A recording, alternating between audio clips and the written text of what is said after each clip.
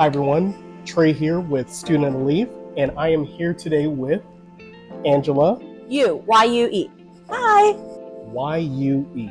I gotta spell it because otherwise people just put Y-O-U, so. Kind of like you. Yeah, exactly. But it is you. It is you, Angela you. Yes. That's me. So Angela, I have a question to ask you. Are you from the Tampa area? I am not. So I'm originally from San Diego. Okay. My family is from Hong Kong. We moved to San Diego in 1996. And I moved to Tampa July of 2020 to open up Grand Cathedral. And we did construction for about 6 months. And then we opened up January of 2021. And I've been living here ever since. Wow. So, you know, the crazy thing is I opened up hot and heavy, just straight about business. And first of all, I want to say thank you very much for taking the time out of your busy schedule, because this weekend is the Big Smoke. Yes, absolutely. And Whiskey Fest here in Tampa, Florida. Super excited about it. So. And we are here at the Grand Cathedral here in Tampa, Ybor City. Is this technically Ybor City? So we are technically not in Ybor City today. This area is called Tampa Heights. Okay. But hundreds of years ago, Ybor City extended out this way, and then the town got divided into smaller areas. So then that's where the Heights got developed. So we're technically in Tampa Heights. Okay. North of us is Seminole Heights, and Ybor is just about 3 minutes driving from here. Yeah. So it's right on the other side of the interstate. Yes. So Ybor City, if you do not know, is the cigar mecca for Florida, period. Cigar Capital of the world. Of the world. And if you want to really consider it, Cathedral Cigars is the cigar mecca of this area. Yeah. If you have not been here, I highly recommend for you to come here, because this place is phenomenal.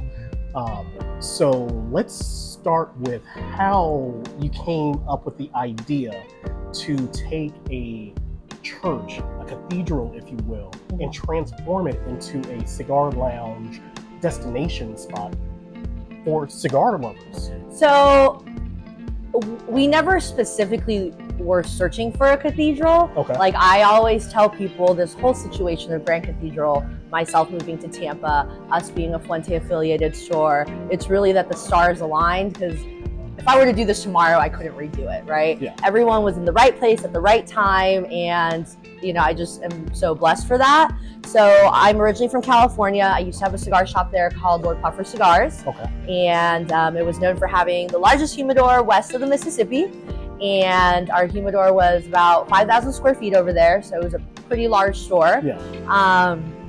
And in California, we have very high OTP tax, which, for those of you guys who don't know what that means, it's other tobacco products, which include cigars. And it's anywhere from 50 to 70%. It's always fluctuating. And since tobacco is the line of work that I'm in, California is just not a great place to be. It's very overregulated, and it's hard to run a small privately owned business there, but let alone a tobacco-oriented business. So we always tried to get out of California.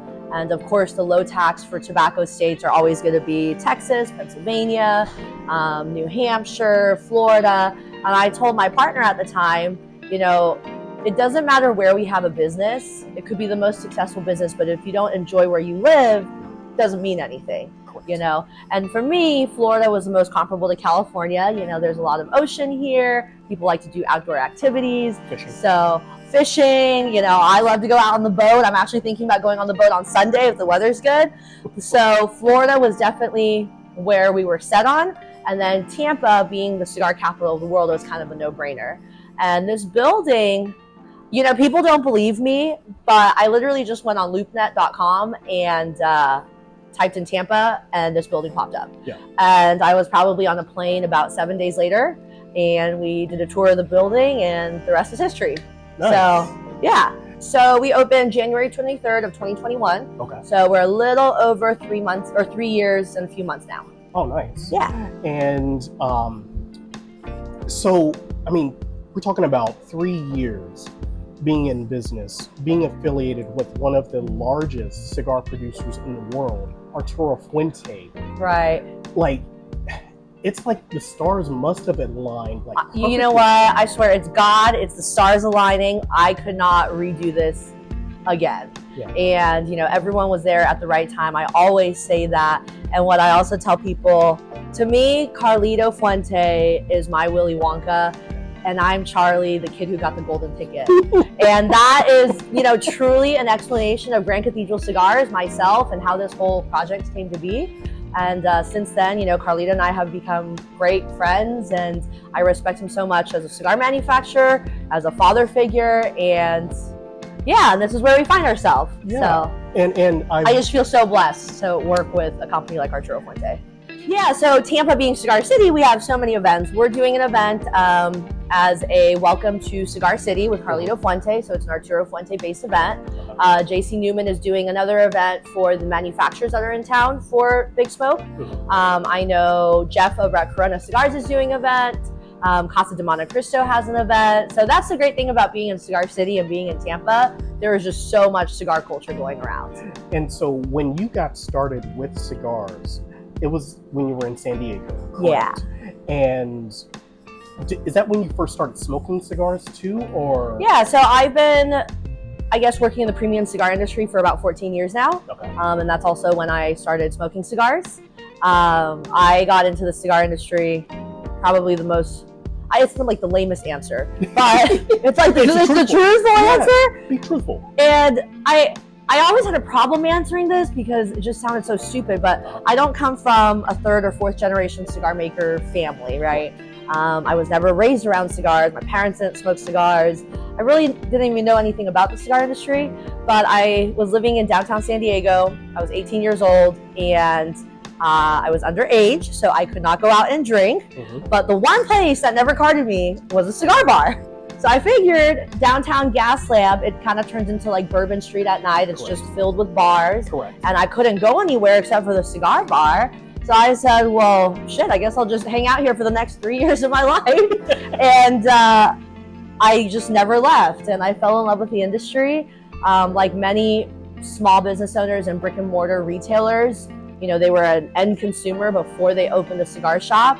I think a lot of people open cigar stores because they just love the industry, they love the culture, and that's just kind of my story. So I was smoking cigars at 18, and I fell in love with the industry, and I never left. One thing I will say about cigars, it's much more than just the rolled tobacco itself. It's the culture that really makes you fall in love with it, you know? Right. Because you never know who you're sitting next to or who you're around. You may not have anything else in common. One thing that you have in common is this. We were actually talking about that last night. It was myself, Carlito, Eric Padron, who's one of my friends and also an employee here, my boyfriend Ed. We were sitting downstairs and we were talking about how crazy that something like a cigar, which is tobacco rolled up, right? And you have different blends, you have different brands, but something as simple as this right here brings people from all over the world together, from all different backgrounds, all different interests, you know, all different socioeconomic backgrounds, but we all come together because of this. And I think it's just so cool. Yes. So I know that you're smoking a Casa Fuente, correct? This is a Casa Cuba. So it's an Arturo Fuente Casa Cuba Doble Cinco, which is the size. Oh, nice. Yeah. And this stick that you actually purveyed to me. Yes. This is the house blend. Am I correct? So we have 4 different house blends. This one is called the Pope, which is a Habano wrapper. We don't have a traditional Maduro, but that's probably going to be our most heavy-bodied strength cigar. We also have the Cardinal, which is a little bit lighter, a Jesuit, and a Deacon, which are both Connecticut wrappers. And the Jesuit is unique because it's dipped in brown sugar and honey, so it's probably one of our top-selling cigars. Yes, yes. And that's probably going to be broad, you know, for people who like a little bit more flavor, a little bit of sweetness. Yeah, and the good thing about that cigar, it's not a flavored cigar per se, because the tobacco is not flavored. It's more the cap is dipped in brown sugar and honey, so every puff that you take is sweet. But the good thing about it not being flavored is when you smoke it, it doesn't make the whole room smell like poopery, right? Yes. So you can smoke something that's sweeter without everyone smelling that, you know, really overly sweet flavored cigar. Yes. So, yes. No disrespect to flavored cigars. No, not at all. So my wife, she enjoys oh my gosh, I can't even think of the name of it, but it's definitely a flavored cigar. Right. And you can tell it's a flavored yeah, cigar. you can smell. Right, you could smell it definitely. And once again, nothing against them, because there is a market for it. And once again, it's about bringing people together. So when we're talking about your house cigars, is Arturo Fuente behind your house cigars as well? No, so our house cigars come from a small boutique factory in Costa Rica, and we've been getting our cigars made there for probably about like 12, 13 years now. Back in San Diego, the stores that we were affiliated with all carried the same house cigar. And when we moved here to Tampa, we brought those cigars over here with us. A lot of people think that our cigar is either made by Fuente or Newman, which it's not. So I will debunk all of your theories out there. It is actually made in Costa Rica. And were you just in Costa Rica not that long ago? I actually was just in Costa Rica, probably, I don't know, maybe like a month or so ago. Yeah. So I really enjoy vacationing down there. Okay. And especially being in Florida, it is so easy to travel to Caribbean countries. And it's actually cheaper to go to the Caribbean than it is to go to California. So now I'm like, forget traveling back to San Diego. I'll just go to the Bahamas or the Dominican Republic or Costa Rica. Get your tan on. Yeah. For a lot cheaper. There's great cigars down there. It's great weather, great food, fresh seafood. So it's a no-brainer. But I did just get back from Costa Rica. Nice, nice. So I will say this house cigar itself, so I've been to a lot of cigar lounges, right? And I will not, talk bad about any house cigars, because there is a market for it, right? And every cigar, it's really up to your palate whether you like it or not. Correct? Right. So this one right here, I mean, it's phenomenal. Well, thank you. Like the construction itself, the wrapper, you can just tell, like, it's hardly veiny. We pay more than normal for a house cigar. Okay. But because of that, I feel like it guarantees us a good, consistent product. And that's also why we've gone with this manufacturer for so many years, over a decade. We get the same quality product every single time. There's no inconsistencies. Every batch is nearly the same. And, as a retailer, that's all we could do. That's our job, to make sure that we have a consistent cigar for our end consumers and our customers and our guests. So the factory in Costa Rica, they've done such a great job, and it's been a great partnership with them. That's good. Nice. So when you actually did decide on taking on this endeavor of renovating an old church, putting a koi pond in the front, oh my gosh, that blew my mind when I first saw that. And just the bridge that goes over it. Yeah. It seems like there's been a lot of attention to detail. Every single thing here, it seems like it was done with a purpose. Like, was that planned out originally, or once you got the place? So I myself love construction, and I tell people this all the time. If I was not selling cigars, my dream would be to be a general contractor. Okay. I just love construction. I love everything about it. And I think it's so cool how you could take a piece of 2x4 and just turn it into something. So with that being said, when we got this building, there really was no layout. I'm a firm believer, after like the multiple stores that I've opened, that you can't go into a building and just draw it and build it. Because when you're in the building and you start building one thing, maybe that's not where you actually wanted the humidor, or maybe that's not where you actually wanted the bar, or maybe after you're done laying everything out, functionally it's not good flow, like where you walk and stuff. So we really just built this out one by one. Like, this worked here, okay, let's move on to the next room. What should go here? So there was really we didn't walk into it with a game plan of this is what it's going to look like. It really developed into this. And if you look at this building from 2 years ago, and if you look at the building from 1 year ago, it looks always different, because we're constantly doing renovations to it, constantly moving things around, constantly redecorating, and we're just trying to keep it fresh. So I will say, because I was here about 2 years ago, maybe a year and a half, 2 years ago, and inside the humidor, I don't believe that there was the liquor area. Yeah, so the barrel room is new. So that is probably maybe like 10 months old now. Okay. And the barrel room, which was the end of our humidor, we cut that part out and dedicated it to bourbons and whiskeys. That room is now where all of our barrel picks from different distilleries go to. So we have think to this day we probably have about 7 barrel picks that we've worked on, and we sell them retail in that room, and then we also sell them by the pour at the bar. So end consumers can either try it or they can buy a bottle and take it home as well. Makes sense. Yeah. Makes sense. It's like, try it here, take home and enjoy. Yeah, and that's one of the great things about Florida too. You know, we have a license where we can sell alcohol for you to drink on site, and then with that same license we can use that to sell bottles retail, which is awesome because in some states like California that doesn't exist. Correct. So it's another perk of living in Florida. What I'm hearing is move to Florida. Move to Florida. Now, with that being said, because you have a liquor license here, that prohibits like people from bringing in their own drinks, correct? Yeah, and we so we really have, I guess we have 4 rules here, right? Rule number 1 is we don't allow outside cigars. Rule number 2, we don't allow outside liquor. Rule number 3, we don't allow cigarette smoking inside the building. So if you want to smoke a cigarette, we just ask kindly that you go outside.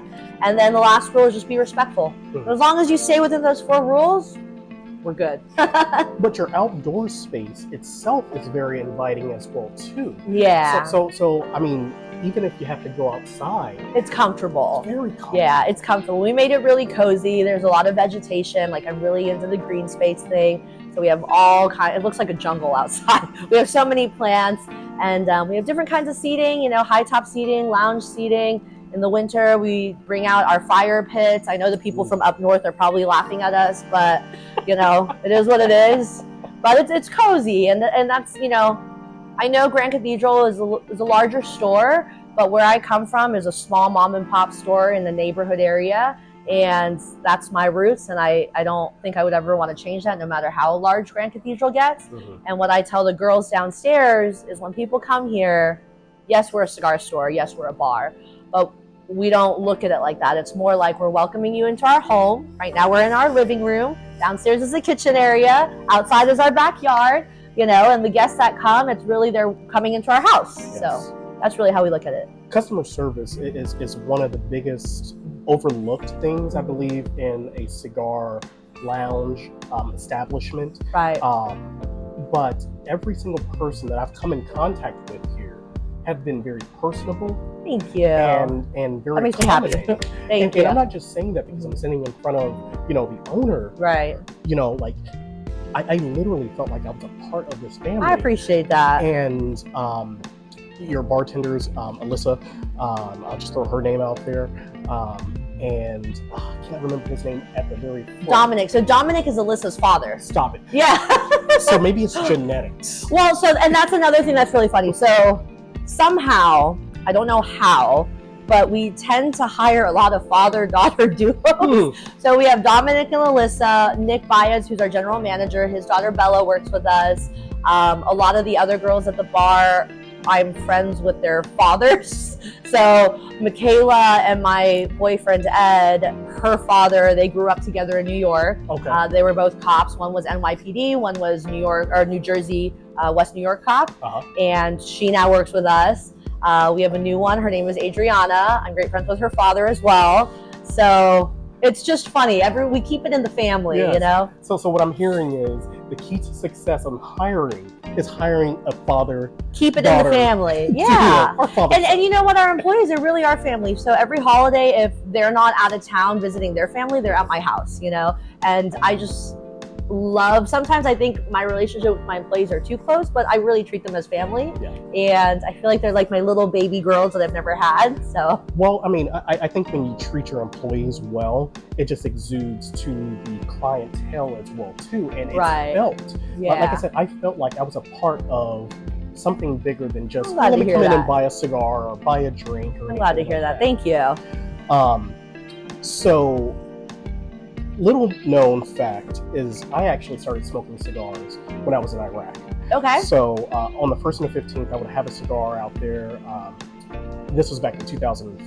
Mm-hmm. When I got out back in 2009, I was still living in San Diego for a little bit too. So I was stationed at 32nd Street. Okay, yeah, so you know the gas lamp pretty well. So I know it very well. Those were my stomping grounds. Below nightclub. Yeah, I know all of them. Yes. Onyx, Stingery, Flux, Sidebar, Fleetwood. So in a past life, I was a part of some nightlife entertainment companies as well too. Okay. I won't get into that right now, but it was a good time. Like it was really, San Diego was a party city back then. Like 2009, 2005 through 2009. Probably. That's when I was living in downtown in the gas lamp. There it is. 2009, 2010. I think that's when I moved there. So. Oh my gosh. Anyway, it's just that's funny. So you made the pivot from San Diego to out here. Did you notice that if there was a huge like cultural difference or anything like that? Oh yeah, I mean, you know, smoking cigars in California is a luxury because it's so expensive. You know, when I left, I think our OTP tax on cigars was 72.8% or something like that. So basically for every, and it's crazy now to think that our humidor downstairs should pay 70% on top of that is just insanity. But because of the high taxation, smoking in California is very much a luxury. And from a store standpoint, you know, people go in and buy one cigar, maybe two cigars, but you don't get people coming in every other day grabbing 10 cigars, a box, because it's just so expensive. And here in Florida, because of the low taxation, you know, cigars are available to everybody, blue collar, white collar, truck driver, CEO of a company, you know, it's just so accessible. And then also being in Tampa and being in Cigar City, cigars is really the root of what Tampa is. It really is a foundation that grew Tampa into what it is today with, you know, the Cuban migration over here and all the Spanish and the Italian. The cigar industry is what employed them. And because of that, you know, we'll have a 25-year-old girl at the bar on a Friday night and she's smoking cigars because her grandmother worked at a factory. And cigars is just really a part of who we are here in Tampa. So it's just cool to see how cigars are just so loved and embraced here. And it's not abnormal to see a group of 6 ladies smoking cigars on a Friday night. You know, like anywhere else, people might be like, whoa, that's kind of strange, but here it's normal. And all demographics of people, all age groups of people, it's just who Tampa is. So. Now here at Grand Cathedral, do you have like any special like events or? So we're just a really big event store. That wasn't the original business plan. It kind of just turned into that. So we do ourselves as Grand Cathedral, we host about 4 cigar dinners a year and 4 whiskey, bourbon, spirit tasting dinners. And what that entails, it's usually a 3-course dinner. We provide 5 cigars, sometimes a flight of drinks. And we try and do that every other month. So we'll alternate 1 month cigar dinner, 1 month whiskey dinner. And then on top of that, we usually do 1 annual fundraiser. So in 2022, we did a fundraiser for TPD, which is Tampa Police Department. And we raised money for their mounted unit, which they're the horses that patrol parades, Gasparilla, and we were actually able to fundraise enough money to buy 2 horses and enough food and medical supplies for a couple years. Last year we did... Wait, you bought 2 horses? We bought 2 horses for Tampa Police Department, and they're actually in Ybor City. So every Friday night there's a horse by the name of Opus, and he is in Ybor, and then the other one, his name is Vitola. So that night we fundraised, I think about like $130,000, $140,000 for Tampa Police Department. And then last year we did a fundraiser for Smoking Shield, which is a national cigar club that I belong to. And there's a chapter based here in Florida. And it's basically law enforcement, first responders, whether active or retired, can participate in this club. So we fundraised probably close to $100,000 for that one too. So we just like to do a lot of charity events, cigar dinners, and then we also did 1 big whiskey festival at the end of the year, and that was a lot of fun. So. Wow. So, like you said, not a part of the business plan, but it turned into that, giving back to the community. Yeah. That's what I'm hearing. Wow. And is that something that's kind of near and dear to your heart, is giving back to the community? So I'm Grand Cathedral, myself, you know, our support for law enforcement is a really big identity of who we are. If you go downstairs, we have a patch wall that is continuing to grow, and it's patches from people who have visited Grand Cathedral, and they'll mail in their patch from whatever department they're in. We have some international patches down there, and we just really we have a great relationship with law enforcement here, and it's Yes. just a real identity of who we are. And if you look at the front on the humidor side, I think every person in the front, with the exclusion of 2 people, were all prior law enforcement. The girls on the bar side, all their dads were retired cops. So it's really who we are. And we just really appreciate what law enforcement does for our community, and we try and give back to them. Law and order. I love it.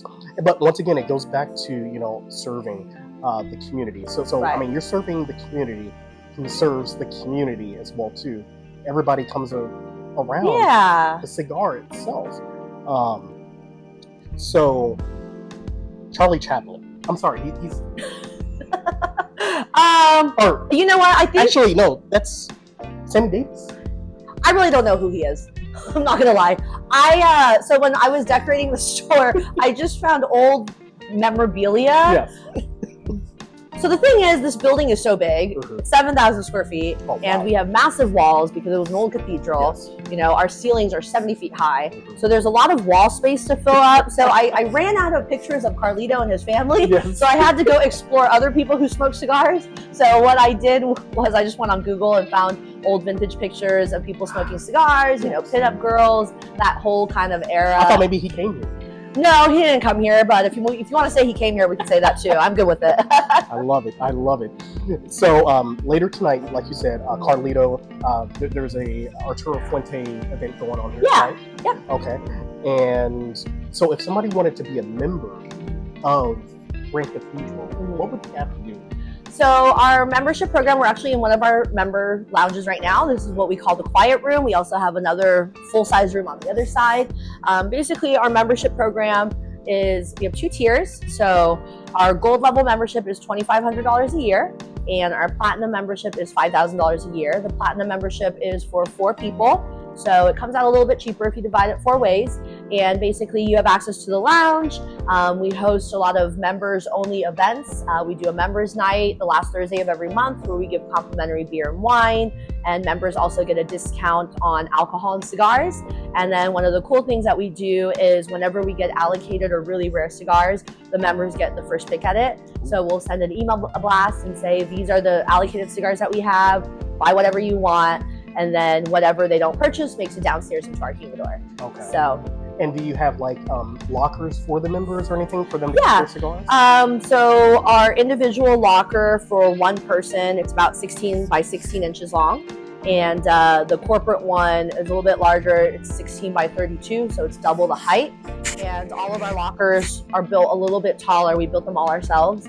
And we did that because it's meant to hold a full-size standing bottle. So we took a Macallan 18 bottle, because that's one of the taller bottles, and you can put a full-size bottle inside your locker without having to lay it down. So a lot of people use it for different reasons. Some people store alcohol, some people store cigars.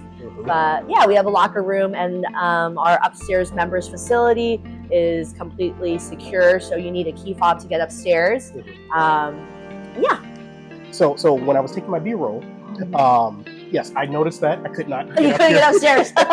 So if you see me like looking at the door, I was like, I can't get in. Yeah. That's why. Because I'm not a member yet. But no, thank you very much once again for taking the time. Absolutely. I wanted to make sure that I at least came here and shared with any of my viewers Grand Cathedral, because when I came here, like I said, 2 years ago, I was blown away. Thank you. And I took some pictures the last time I was here, but I was like, the pictures only do it so much justice. You know what? I say that all the time. I try and take pictures of the store, but the store is so big and there's so many things to see. Every hallway has artwork. You can't capture it in a picture, and it's even hard to capture it in a video. Yes. Like, you really have to walk here in the building and go on a tour of the whole building to see everything. And even then, you still don't see everything. Like, you got to come back multiple times. And there's just so many little details. And a lot of it was Carlito. If you ever go to the factory in the Dominican Republic, everything is detailed to the finest. Okay. And, if you go look downstairs at our bar, our bar trim are all cigar molds that Carlito used for Opus X. And then our molding along the piano bar, they're all Casa Cubas individually glued onto the wall. Stop it. So, yeah. So with that being said, you know, it's just hard to take a picture because you have to physically walk through here and see it. But I'm glad you were able to do a little bit of recording to give your viewers kind of a tour. So, and if you wouldn't mind, I would love to, if you have time, to walk around and if you want to point out little things that I might have missed. Yeah. Because I had no idea about the molding being in the I'd love to show you guys. Yes. That'd be cool. All right. Well, hey, we're going to get a tour from the owner herself, Angela Yee. Join me for a tour. We'll start in this hallway. This is the hallway to our members lounge. And what's unique about this hallway is that all of these black and white pictures is basically Tampa history. And that's something that was very important to Carlito because Carlito always tells me no matter how large Arturo Fuente gets, you know, he always remembers his roots, which is that he's a Tampa boy. And all of these pictures, like this is an old cigar factory here in Tampa. Right over here is the Columbia restaurant, which is an iconic restaurant. It's the oldest restaurant in Tampa, or actually in Florida. It's also Carlito Fuente's favorite restaurant. So if you ever go to the Chateau, it's basically built the factory after Columbia restaurant. Here you have the Quest Away factory, which is J.C. Newman Cigars. You have Centro Asturiano over here, which is still an active building today. And we just kind of want to remember our heritage and our roots, and this is basically Tampa up here. The next room I'm going to show you guys is our members lounge.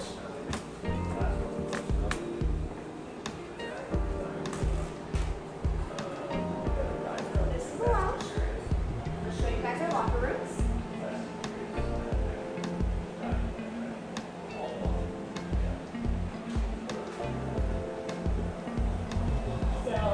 This is our locker room area, and each one of our members gets a locker. We're in the middle of doing construction right now. We're getting the locker tags redone, which is why you see these little sticky marks, so excuse that. But basically, these taller lockers are our corporate lockers. These are our individual lockers. We have a total of 98 lockers in here, and I'm really proud of our membership program just because, you know, it's filled with such an eclectic group of people. We have private business owners, we have athletes, you know, we have couples that just want to go somewhere private, and I just think it's really cool, the community that we've developed up here. This locker is really unique. So this one is John Oliva Jr., which people in the cigar industry know him as Johnito, and he is a big hunter, if any of you guys know him. And he donated a bunch of animal trophies when we first opened, so I cut the leg off of one of them and I made it his door handle. But the Oliva tobacco family, we're very close to them. They are local to Tampa, and they are responsible for growing a lot of the tobacco that manufacturers purchase and make into their cigars. So Oliva Tobacco Company, not to be confused for Oliva Cigars. And then keep on going this way.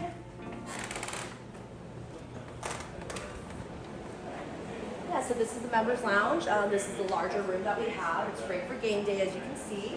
We have a matrix of TVs, so you could put 8 different games on.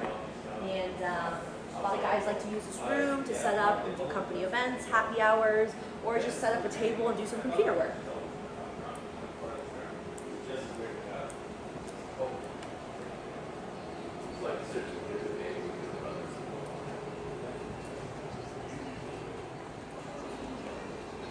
So this kind of gives you a view.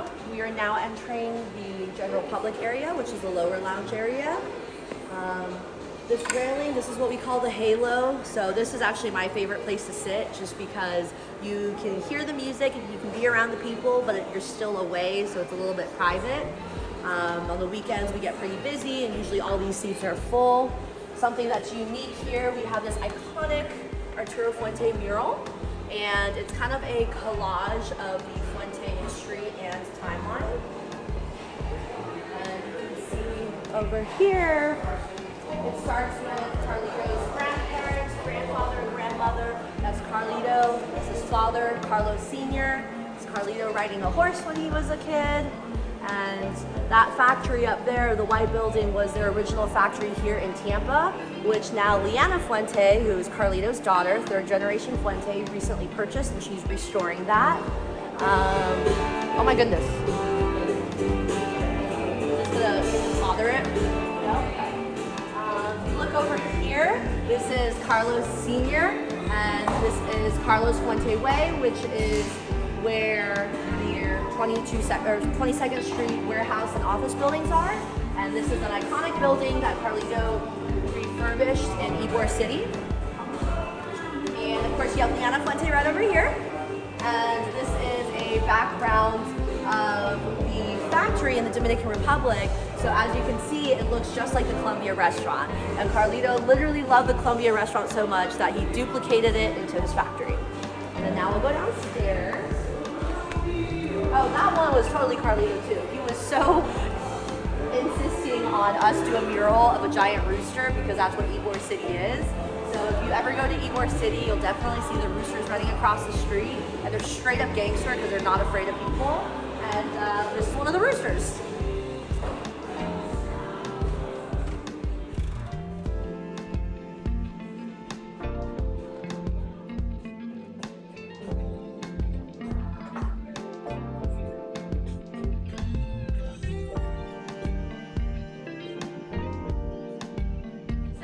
Here we actually have a few quotes from some people who, you know, have been through here and just said a few things that really caught my attention. This is Lynn Liu, who's the president of Cigar Rights of America, and when he was here visiting one time, he says, "Grand Cathedral, truly a religious experience," and I just love that quote so much, so I put it on the wall.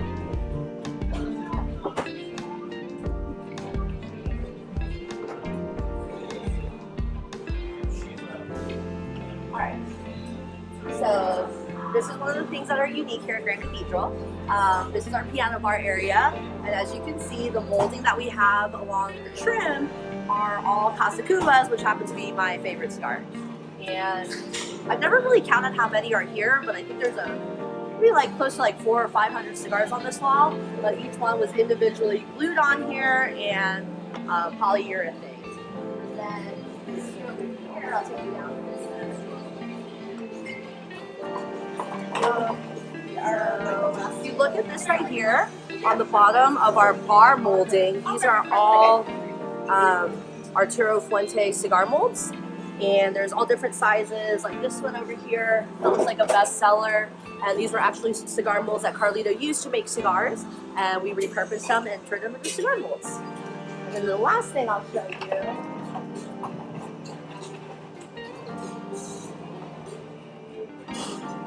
this wall we are extremely proud of. This is our law enforcement patch wall, and like I said earlier, these are all from customers who have been here throughout our 3 years of being open.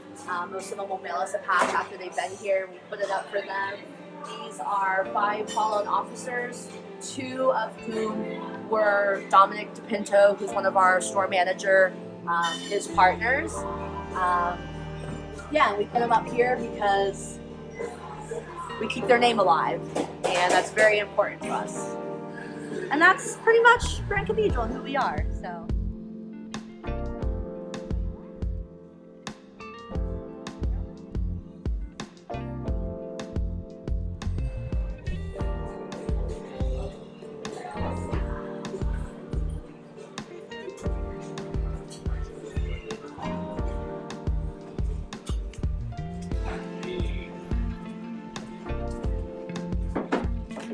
All right, so the humidor. One thing that's unique about our humidor, everything, we'll start over here. Cut that out, that gets cut out, never mind.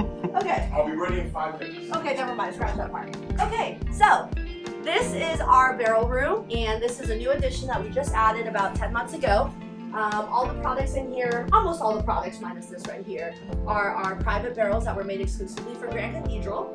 This is probably our newest one that we just got in. This is a High West Barrel Select. It's a VIP barrel, and basically what that means is we were the only person in the state of Florida that was allocated this barrel. We also have a Jack single barrel proof. This one was really cool. It was the first distillery trip that I've ever been on, so it was really neat to actually go to Tennessee to go pick this out. and we just constantly try and keep our inventory rotating in here. And I think we have about 2 or 3 more barrels on deck, so just follow our on social media to stay tuned with that. And that's pretty much it. Good? I ramble, so.